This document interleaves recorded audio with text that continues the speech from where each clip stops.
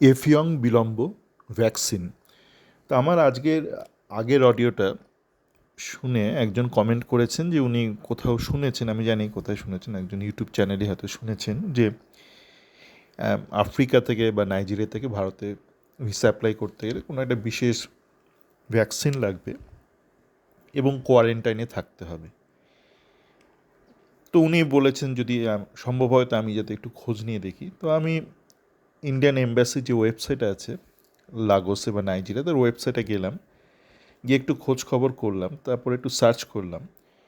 তো খুব সম্ভাব্য কারণটা বোঝা গেল যে কী হেতু এফিওংয়ের আসতে বিলম্ব হচ্ছে। দেখুন, মানে দুটো ভ্যাকসিন চিরকাল ছিল ওখান থেকে ভারতে আসার ক্ষেত্রে প্রযোজ্য। একটা হচ্ছে ইয়েলো ফিভার, সেটা খুব পুরনো, আর একটা হচ্ছে পোলিও। তো পোলিও ভ্যাকসিনের কিছু একটা নতুন সংস্করণ বোধহয় ভারত সরকার ম্যান্ডেট করেছে, মানে বাধ্যতামূলক করেছে। তো আমি ওই যে লিঙ্কে পেলাম লেখাটা, সেই লিঙ্কটা দিয়ে দিয়েছি স্ক্রিনশটে, যে ব্যাকগ্রাউন্ডে দেখতে পারবেন, আর যেই লেখাটা সেটাও দিয়ে দিয়েছি। যে নতুন ধরনের যে পোলিও ভ্যাকসিনটা, সেটা কিন্তু গত 1 বছরের মধ্যে নিতে হবে, এবং সেইটা যদি না নিয়ে থাকে তাহলে ভ্যাকসিন নেওয়ার 4 সপ্তাহ বাদে ট্র্যাভেল করতে পারবে। মানে ধরুন এফিয়ং সেই ভ্যাকসিনটা গত 1 বছরের মধ্যে নেয়নি। পোলিও তো আপনিও নিয়েছেন, আমিও নিয়েছি, কিন্তু আফ্রিকার কিছু দেশের ক্ষেত্রে একটা বিশেষ পোলিও ভ্যাকসিন, সেটা দেখে নিতে পারেন আপনারা, সেটা বাধ্যতামূলক করেছে ভারত সরকার। এবং সেই ভ্যাকসিন যদি কেউ না নিয়ে থাকে, যদি ধরুন এফিয়ং নেয়নি, খুব সম্ভবত সে নেয়নি গত বছর, তাহলে তাকে এখন নিতে হবে।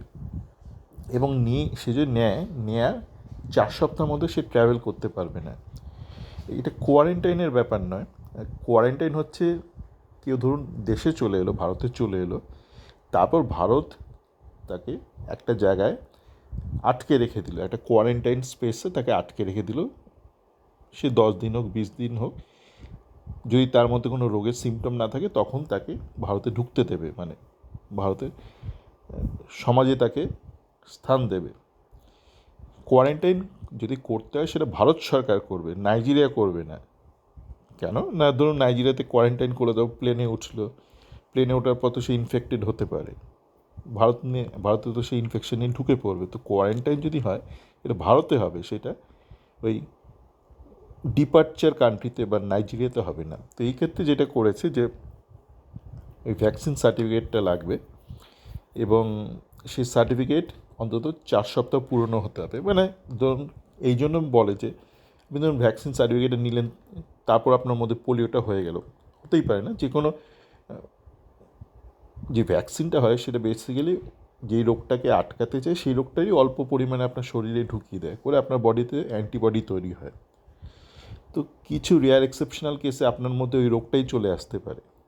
আপনার মধ্যে যেই রোগের ভ্যাকসিন দেবে, বেসিক্যালি সেই রোগটাই একটু মডিফাইড ফর্মে ডিফারেন্ট ভ্যাকসিন হয়, আপনার শরীরে সেটা ঢুকিয়ে দেওয়া হয়, যাতে করে আপনার বডি সেই অল্প পরিমাণের বিরুদ্ধে লড়ে সেই অ্যান্টিবডি তৈরি করবে। তার ফলস্বরূপ ভবিষ্যতে যদি বেশি পরিমাণে সেই রোগটা আপনাকে আক্রমণ করে, আপনার বডি রেজিস্ট করতে পারে। তো কিছু এক্সেপশনাল কেসে এরকম হতেই পারে যে আপনার শরীরে পোলিও ভ্যাকসিন ঢোকালে আপনার পোলিও হয়ে গেল। তো সেই জন্য একটা প্রোটোকল, এটা মেডিকেল প্রোটোকলে। তো খুব সম্ভবত আমার এটা পড়ে মনে হচ্ছে এটা ইয়েলো ফিভারের কেস না, কারণ ইয়েলো ফিভারটা খুব পুরনো, মানে নাইজেরিয়া বা অনেক আফ্রিকান দেশে আপনাকে যেতে গেলে বা ব্রাজিলে যেতে গেলে আপনার ইয়েলো ফিভার ভ্যাকসিন নিতে হয়, ভারতীয়দেরও লাগবে। তো আমার মনে হয় খুব সম্ভবত এটা পোলিওর যে নতুন ভ্যাকসিন সেই হেতু। তো এটা একটা ভালো দিক, এটা খারাপ দিক হচ্ছে আপনি তাড়াতাড়ি এফিয়ংকে পাচ্ছেন না। ভালো দিক হচ্ছে আপনি জানেন যে এই এফিয়ং কোয়ারেন্টাইনে নেই, নাইজেরিয়াতে বসে ট্রেনিং করছে। তো যে মুহূর্তে ওই টাইম পিরিয়ডটা হয়ে যাবে 4 উইকস, ইমিডিয়েটলি ট্রাভেল করতে পারবে। সকলে ভালো থাকবেন।